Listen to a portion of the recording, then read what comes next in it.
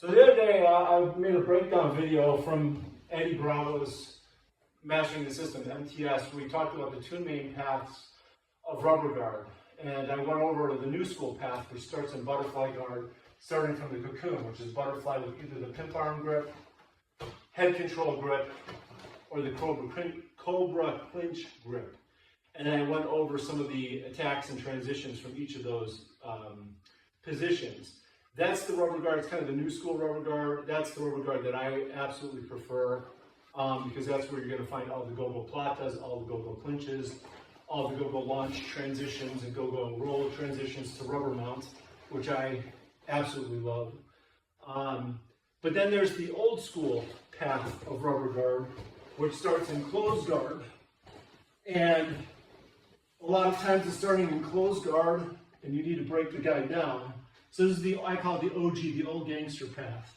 Broken down, getting up on your side, getting to mission control, and then typically you're going to go into crackhead control for better control, keeping him broken down. Then you're going to zombie to get this arm isolated. And then a lot of times you're going to go, let's just do the full path, all the way up to like what he would stop at, which is invisible collar, or all the way up to this crazy move called the sorcerer, or kind of the modern version of the old school path, which goes down with step to muddy waters, and from muddy waters, either armbar attacks or the Mexican dead orchard. So I'll explain all of those in a second. So actually, before I go through the full OG path, I think the most practical attack from OG path, closed guard, rubber guard, is actually, you don't even have to isolate the arm. You break them down, you get into crackhead control, and from crackhead, if you've got the legs, you can actually go to a dead orchard right there. So crackhead to dead orchard, boom, boom.